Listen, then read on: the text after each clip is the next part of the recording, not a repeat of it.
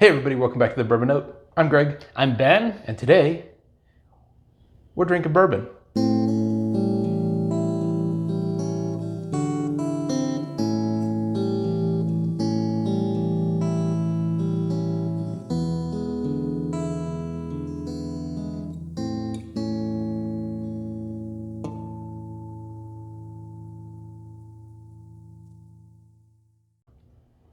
All right, what was his name? Matt Something. Matt at ADHD Whiskey. Yeah, Matt Porter, of course, we know who he is. Yep. He threw down a challenge. Yep, to all whiskey channels, not just us, because I'm assuming he does not know who we are. Well, he will.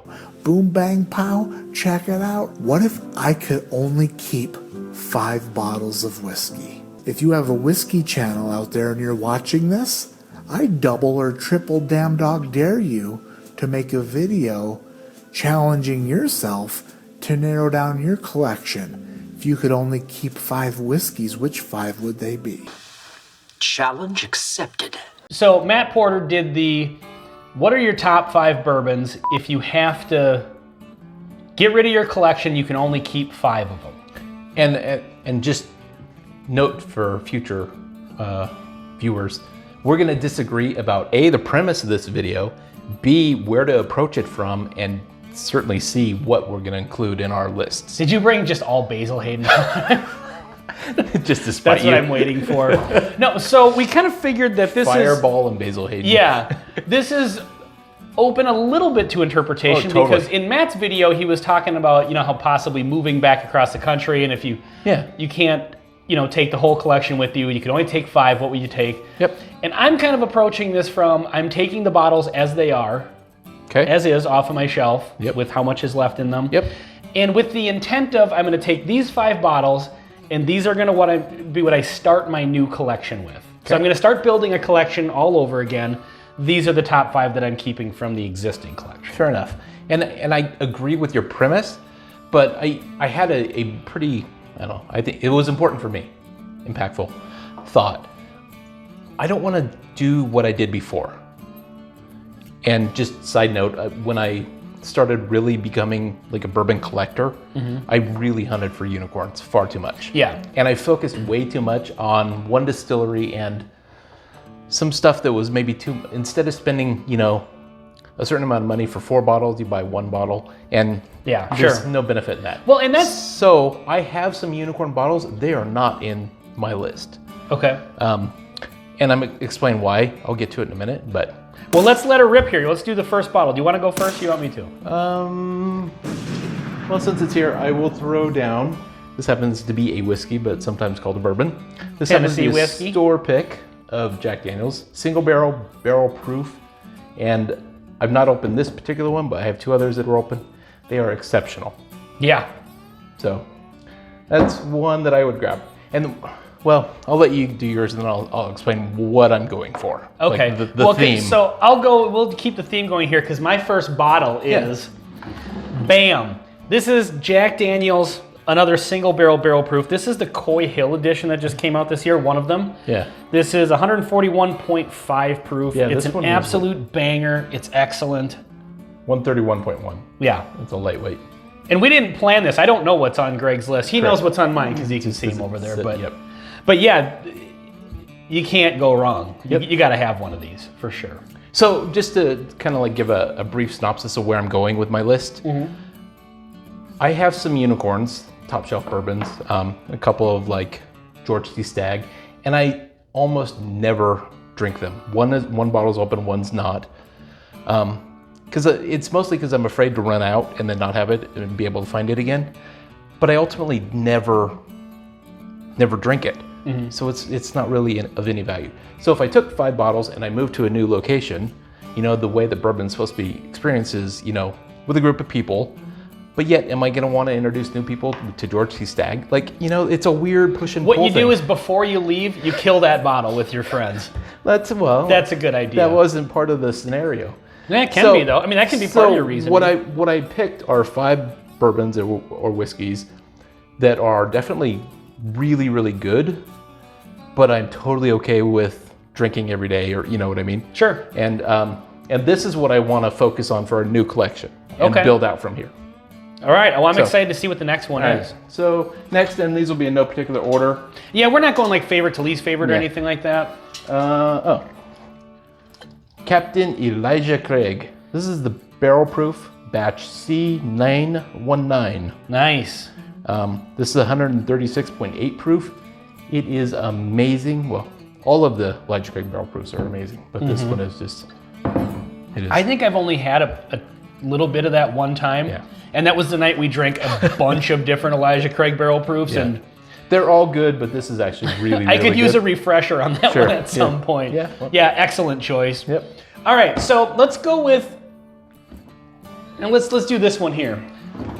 Bam. This is Wild Turkey 101, but it is not. You could go down to your local liquor store Yeah, well. today. You would have to go down to the liquor store in the Bahamas that I bought this at. Yeah, 7 years ago.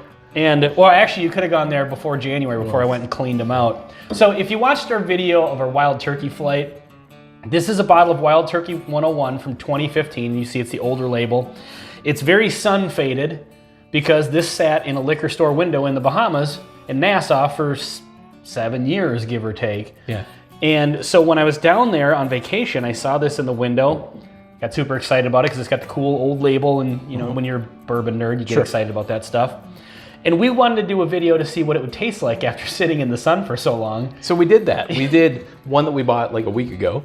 One from, they just changed bottles, so one from last year. Yep. And then this guy. And we didn't know what to expect, if it was going to be damaged or bad or whatever. Like I said, the label's completely black and white. The plastic was so brittle, like we had to peel it off in pieces. And the bourbon was excellent. Oh my God. Yeah, it's really good. Yeah. So you had commented in that video that this actually is kind of a unicorn in the sense that it's not a replaceable bottle. Yeah, that really is. So this is definitely coming with me, for sure. All right, what do you got next? All right. Try not to yap too much about these. Okay. So this here happens to be a Maker's Mark store pick. Nice.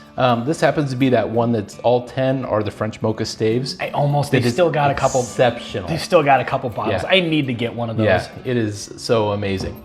Anyway, in the world of Maker's Private Selects, this is a really rare one. It is. I've never seen one where they do all 10 staves the same, except for Maker's 46 Cask Strength is all 10 staves. But this is, what is it, the French mocha you said? Yeah, French mocha. Yeah, and it's dessert in a bottle. It is. Yeah, really, really good. I would definitely agree with you on that one for sure.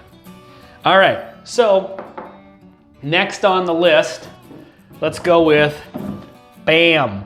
This is a Knob Creek store pick. This is one of the almost 15-year ones. You discovered one. Yeah. So I happened to, this bottle is unopened, but I was lucky enough to get 2 of them. And I only paid like $40 for these. They were mixed in with, I've told this story before, but they were mixed in with a bunch of 9-year versions. Mm-hmm. And so when I price checked it, they're like $39 or whatever, and I was like, you sure? So I bought it.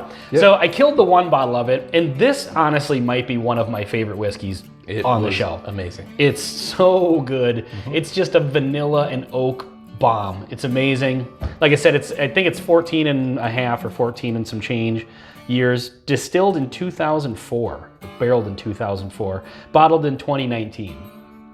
So amazing. I'm not going anywhere without that bottle, and then I'm gonna have to open it at some point. Because like I said, I killed a bottle of it already. Mm-hmm. And so I've been waiting on opening this one for maybe kind of like a special occasion or something like that, since I've already had the juice, you know. All right, next up. Not that one.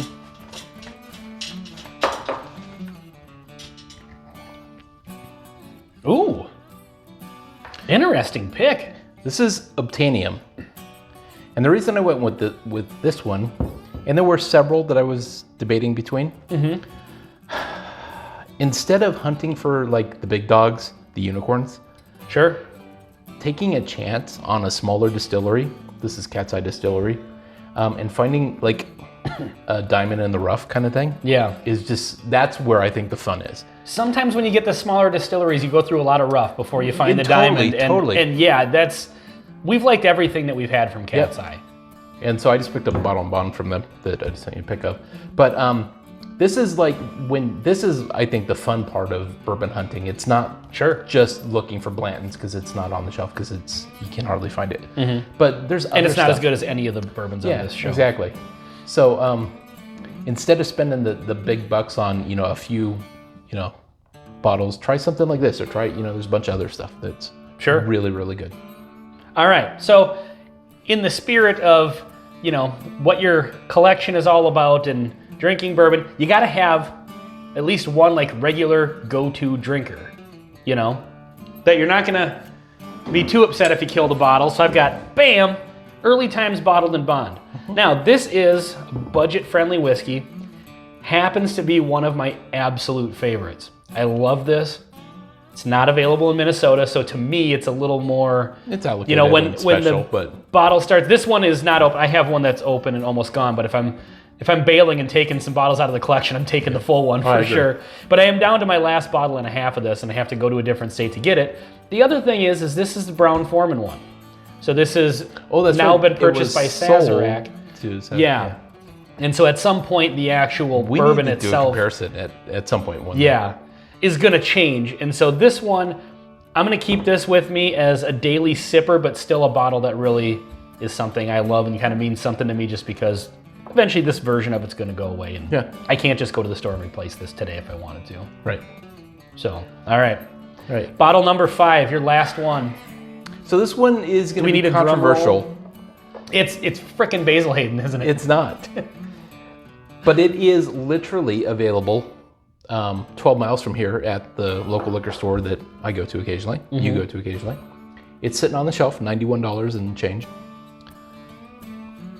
Don't try to guess it, but I'm trying to think. It is just so great, and the thought this whole time was, I'm moving to a new location, I'm meeting new people, introducing them to bourbon, and I want kind of a range. And what is some amazing bourbon or whiskey that we've had recently that I really, really like? Oh, yeah. That I want to, you know, introduce them to. Barrel Seagrass. Barrel Seagrass. This is rum cask and apricot brandy and Madeira. And it had such an interesting. And it's a rye. It is a rye on the base, then finished in the rum casks, and just incredible. Definitely different than your normal bourbon, but yeah, it was really good. Yeah. Kind of a controversial one, I think, with some people. I would think, and that's probably why you brought that up. Is some people either love it or hate it. We loved it. Yeah, that's a great choice. Yep. All right, so for my last one, I did go the unicorn route. That's okay. And the reason is because how Greg said, you know, he doesn't want to share unicorns with new people. I'm such a nice guy. I do. I'm just kidding. No, so the reason I did grab one unicorn bottle is it's still got a decent amount left in it. Okay. Bam, it's Rip Van Winkle, 10-year. It is a really good bourbon. Now, of course, it's not secondary price good. We would say that. We like to put that disclaimer on. Anytime you put an allocated bourbon out and you say it's really good, you have to kind of qualify it with at $100 or $125 or something. You know, it's fair. What I like about having, and this is to rebuild a collection, so it's like I've got this one in the collection already, probably won't see another one again for that price, so I'm gonna hang on to it. Yep. What I like about having something like this in the collection is when you have that friend that comes over, and I've talked about this in other videos if people actually watch more than one of our videos. You have that friend that comes over that's maybe never had a chance to have this before, that's a bourbon enthusiast, you know, and then you get to, you know, share that with them, and you know, it's just kind of one of those things where, yeah, they're so rare, people want to experience them. You know, for example, the first time I had George T. Stagg, you were sitting out on your front porch. We didn't even know each other all that well. Yeah. And you just cracked open this special bottle, but you knew I was into bourbon. You're like, hey, come on over. And that was a great moment for me because I was like, I've never even seen this stuff before, you know? And I was just kind of new to the collecting game, and I knew that it was expensive, that it, you know, too expensive for me to buy at a bar at that point. I don't think I would have paid the money for it. So it was just a great thing for me to be able to have something rare like that, and it was a nice gesture on your part to just say, hey, I know you're into bourbon, you should try this. Yeah. So that's what this is for. It's not the greatest bourbon in the world. It certainly doesn't live up to all the hype it has, but it is really good. And yeah, if you meet somebody who's a bourbon enthusiast and they're, you know, excited about allocated stuff because they've never had a chance to have it, bust out that bottle and share it with them. So I think these are all solid. These are all really good. This was difficult to do though, because there's like, I didn't even think until partway through this, we had talked about, you know, that Wild Turkey Master's Keep that I bought for the night of my daughter's wedding. That's a bottle that maybe if I'm moving, I'm just going to take a night and sit with some people. We're going to kill that bottle. Yeah. Before bringing it with, but that could have been on here. What I'm drinking right now could have been on here. It's a Savage and Cook Burning Chair Store Pit Cask Strength. Yep. Triple cask. It's incredible. Yeah, this could have easily turned into a top 12 list or whatever. Yeah, but that's the challenge part. It is. Yeah, so thank you, Matt Porter, for the challenge. So Matt, in his video, did like just a general, if you have a whiskey tube channel, do this, see what your bottles are. I'm gonna go ahead and actually challenge a couple other channels. Go for it. So I would challenge our friend Ron at Bourbon Rendezvous, but he's already done his video of this. So well, he was ahead of the game, on us. So check out Ron at Bourbon Rendezvous. I also would like to challenge Bobby at Bad Axe Bourbon, because I would love to see what he's got in his collection. Yeah, his collection and his, what his top 5 were. And because I think they might have a different kind of collection, because we're mostly bourbon. Matt the Whiskey Nerd and Rose the Whiskey Noob at the Whiskey Nerd. That's another review channel. They do a lot of Irish stuff and some Scotch and like cocktails and stuff. So I would challenge them. I'd like to see what their bottles are too. So that's my personal challenge to the a couple of other channels that I'm a fan of. Sounds good. So anything else you want to throw in on these?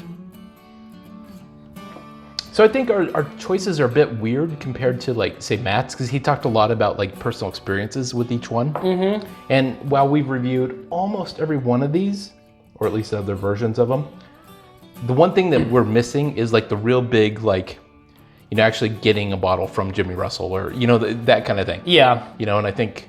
Just because we've never had that experience exactly, before. Yeah.